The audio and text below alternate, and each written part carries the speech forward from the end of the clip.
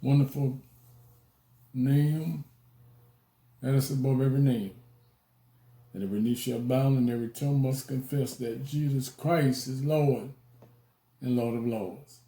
This is yours truly, the Apostle Willie Buckner, coming to you, whether you're in your houses or homes or maybe your cars. From the Livingstone Tabernacle of Apostolic Faith Incorporated, coming to bring you news from our reporter. And his name is Jesus. He have given me the Rhema, the Logos, and I'm here to give you the Rhema. And it is some good news that you can use. It'll never be bad news. It's always good news. Good news of healing, good news of deliverance, good news of being set free, good news of coming out of sin, good news in living right for Him. I have admired a lot of people and how they do their vehicles, with the trucks, with the cars. They spend a lot of money that they put on a vehicle,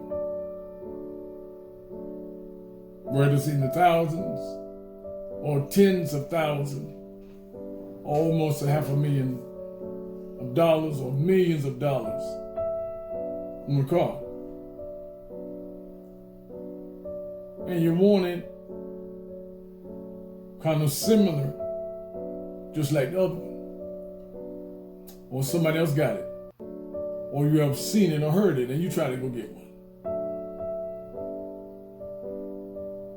I want my car to sound a little bit louder. I want you to lower my car a little bit lower, almost to the ground. I want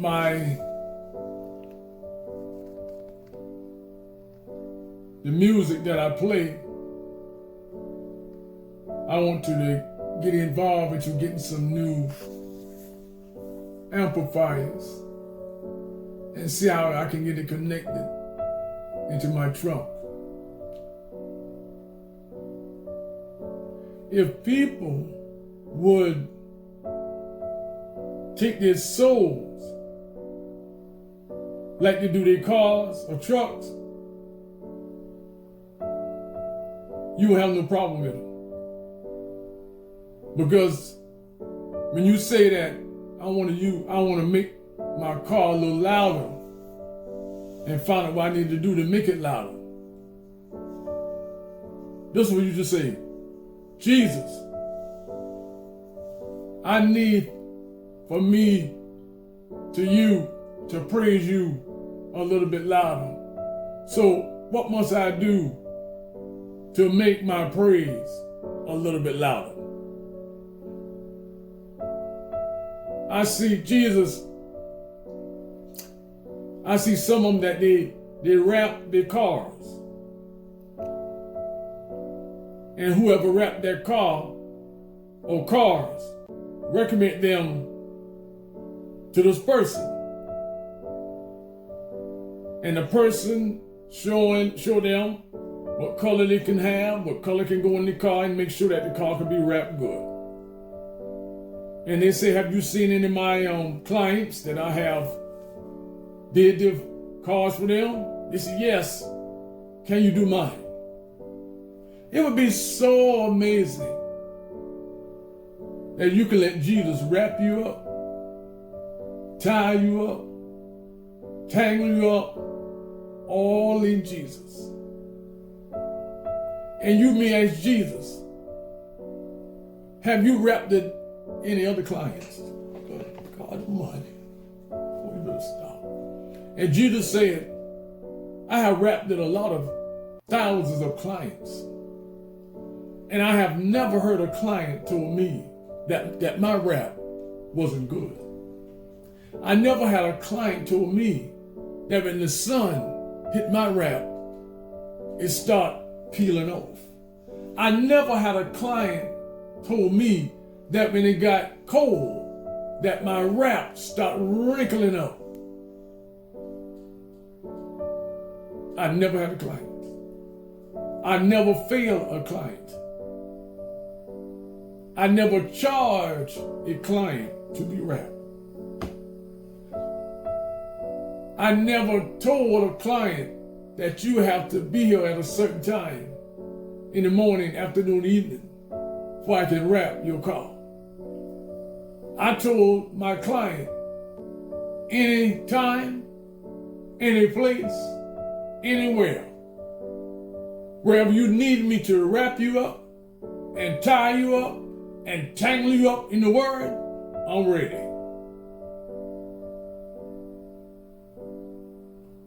So I say that to say this. You that are out there that's hearing these words that's coming from the Logos, that's Jesus, and given to me, the Rhema, that is Apostle Buckner. I'm telling you, get your soul wrapped. You need to praise God a little bit louder.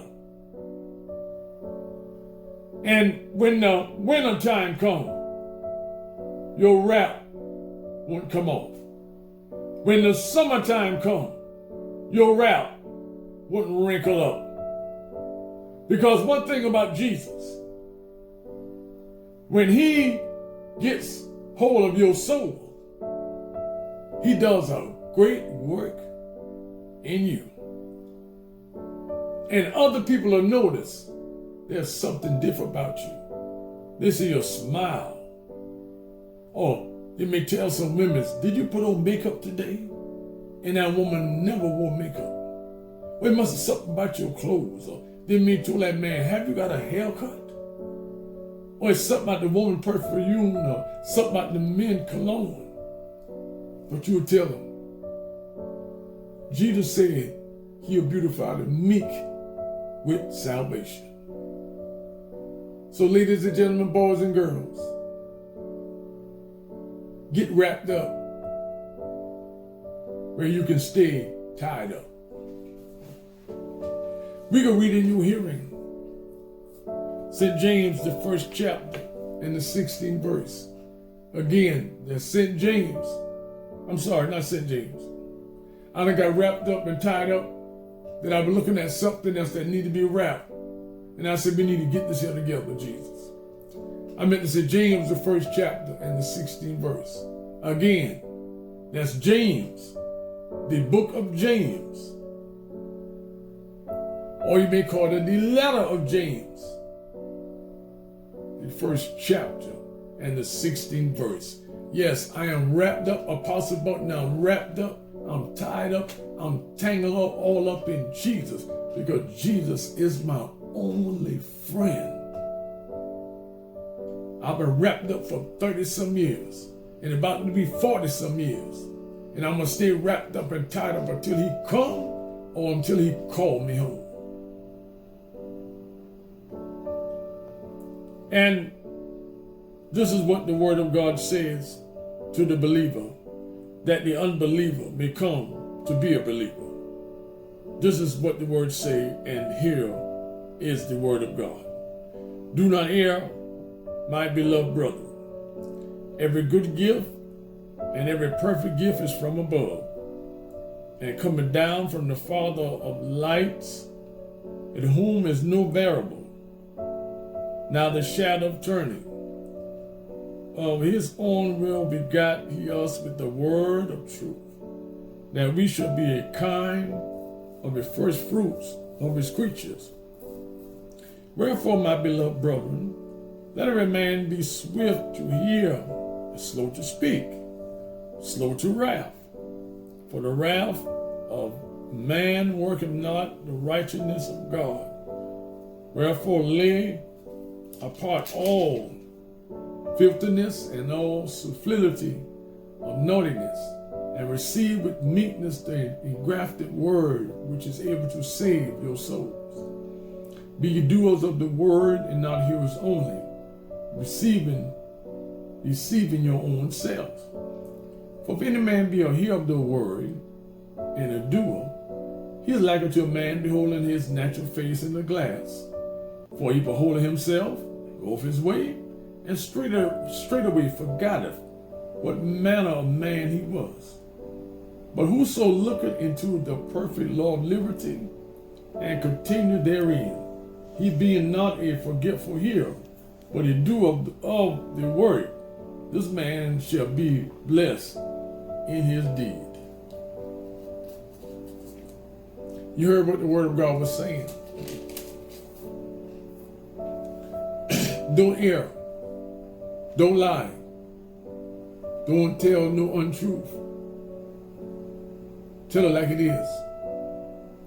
Because when you tell people the truth, people will admire you.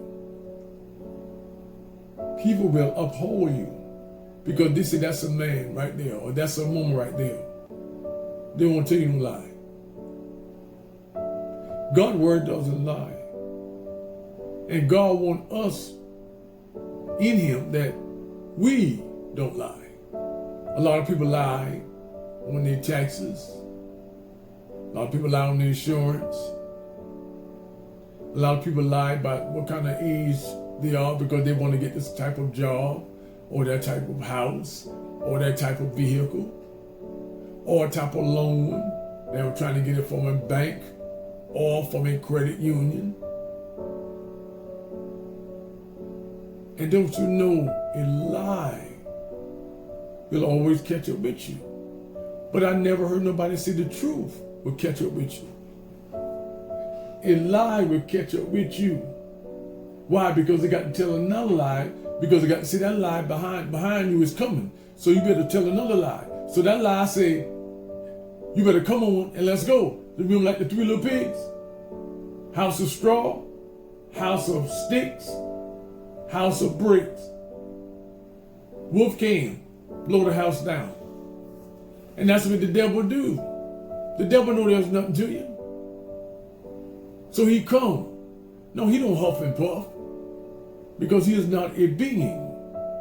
He is a spirit. And I tell people, the devil is not fighting you. It's those demons that's attached to you for a particular season. Everybody in this world got demons attached to them for a particular season. Now, when you got Christ in your life, Christ can fight those demons for you and let you know what words to say. Let you know how well you can win the battle and how well you can fight and win the war. He said, and every gift and every perfect gift is from above, who cometh down from the Father of lights, but of whom is no variable, no shadow of turning. You heard these people on the television. Thank God for God blessing me. God give me this talent. God give me this gift. If God give you a gift or talent, why are you cursing? Why are you calling women's names that's not presentable to come out of anybody's mouth? If you say God give you this gift or God give you this talent, there's something wrong with the words that you are saying to people that are hearing the words that you are saying. You got to be very careful in choosing words, because yes, words do hurt, but how long do you let words hurt you? How long do you let it hurt you? When are you going to get up from there?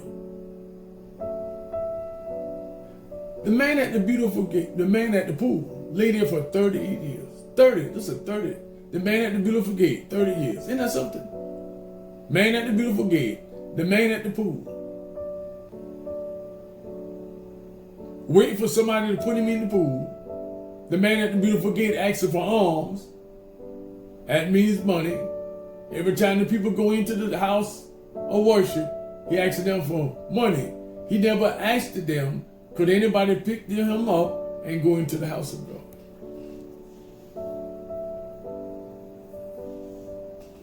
What people need, they don't ask for what they need, they ask for what they want. On his own will beget he us with the word of truth, that we should be a kind of first fruits of his creature. Wherefore, my beloved brethren, let every man be swift to hear, and slow to speak, and slow to wrath. James was telling the children of Israel, I want you to be swift to hear, slow to speak, and slow to wrath. Some people just don't ask the questions. They thought, or they may have think that was the person, and they shoot, or they stab, or they have some other people to kill that person. And then when it come down to it, they found out they killed the wrong person. Instead of listening, they didn't listen. They only listen a little bit, and they take actions with the little bit of words that they got. What is it's going to take for a person to know that if I give you this word, will you take actions? You know how at one time people used to fight? Used to fight on the playground. And then when everybody hears somebody fighting, everybody go running to see who that was fighting.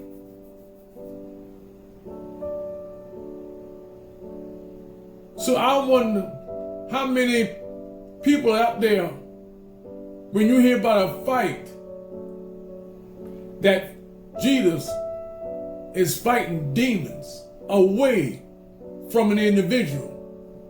How many of y'all are running to go see the fight? We better stop. Oh my God. How many of y'all are running to go see the fight?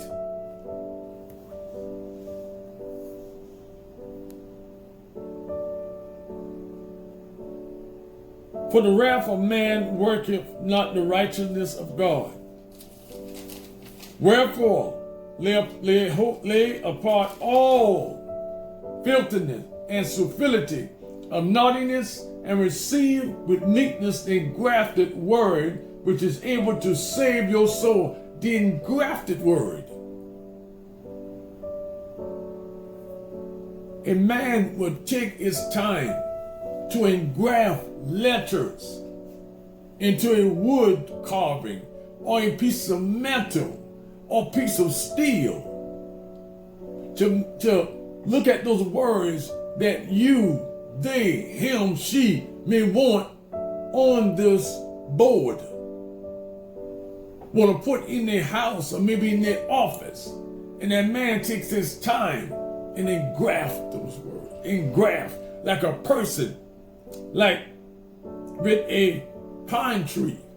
You cut a piece of branch or a limb off of that tree. You don't cut too far back, because if you cut too far back, you'll kill that limb or that branch that you want to engraft with another piece of tree. Because you see something that is dying on that tree. So if I can get this engraft and cut that place that's dying and take this piece of pine tree or oak tree and engraft, it may cause that limb to come out stronger than it was before.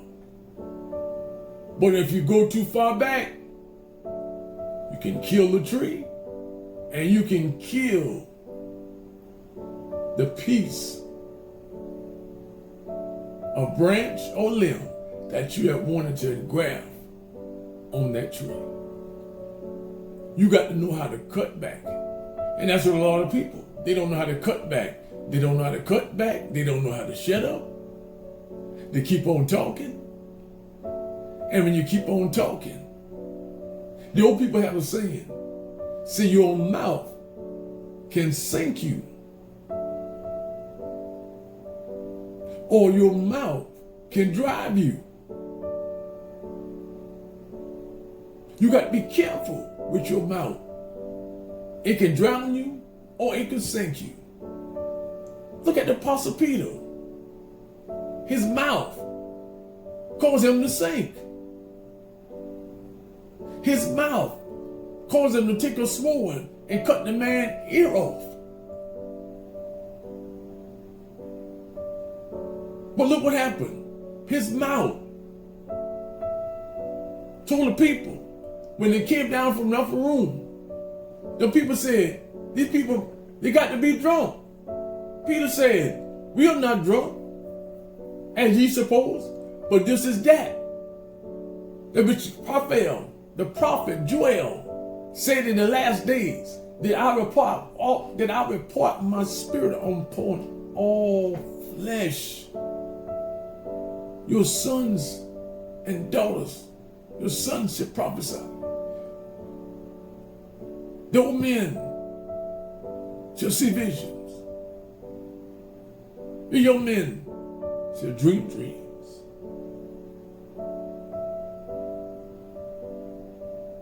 The Spirit of God is being poured out. But are you an open pit? Are you an open pitcher? Or are you a closed faucet? Be ye doers of the word, and not hearers only, deceiving your own selves. You got to be what you hear right now, you got to do something about it. See, if you don't do anything about what you're hearing, you're always going to be stuck in a rut. You're always going to be trying to get up, but never getting to the pinnacle to where you need to go. You want to stay right there where you at. You can't just hear the word of God. You got to do what the word of God is saying unto you to do. And when you do that which you hear, you will get great results of what you heard, that which you are doing. For if any man, woman, boy, girl, for if any be a hearer of the word and not a doer, he is like unto a man beholding himself natural, face in the glass. For he behold himself and go his way, and straightway forgot what manner of man he was. How many times you have got ready to go a place, and you're looking in the mirror, and you turn from the mirror, and you forgot about how you look, and then you turn again, or you may have a piece of lint that was on your hair, something that you may sew on your coat, or something that you may sew on your dress, a shirt, or blouse. Or you may have seen a spot. And that's with a lot of people. You don't see yourself. You are sick. You are sin sick. You don't see yourself sin sick. And you don't want to do it. You are sin sick. And you telling me you know you sin sick, but you don't want to do nothing or anything about your sickness? Now it's causing you to have a disease. Sin will demolish your mind. It'll cause you to believe the evil more than the good. Sin will take your heart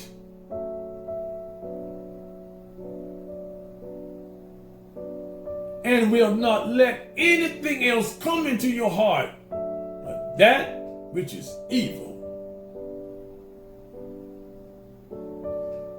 Man, woman, boy, or girl, you are sick and you need God's attention. My God. You ever heard a doctor say plenty of times?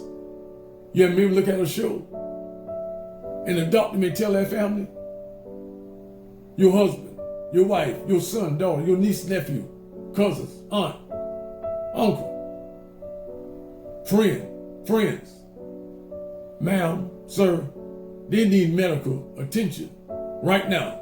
Prep the OR right now because they need surgery right now. So I'm saying to you that are not saved, you need God's attention. And God don't need no nurse. God don't need no doctor. God don't need nobody to prep you. I'm gonna say, God don't need no bed to lay you down. God don't need no anesthesiologist to come and tell you about what's gonna happen to you.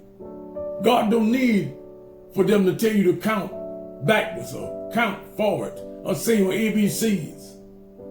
God said you need medical attention, and if you come to me right now, I'll fix you up right. And I guarantee you, when I fix you, you'll never have to come to me about that complaint again. The only way you get that complaint back, you pick it up. Because I told you, as far as the east is from the west, that's how well I'll forgive your sin. So man, woman, boy, girl, are you ready to make an appointment? Oh, what time you want your appointment? You can call Jesus at any time. He's always ready. And one thing about Jesus, he don't never tell his secretary to call back. Jesus answers himself. Oh, Jesus. He said, if you call on Jesus, he will answer prayer.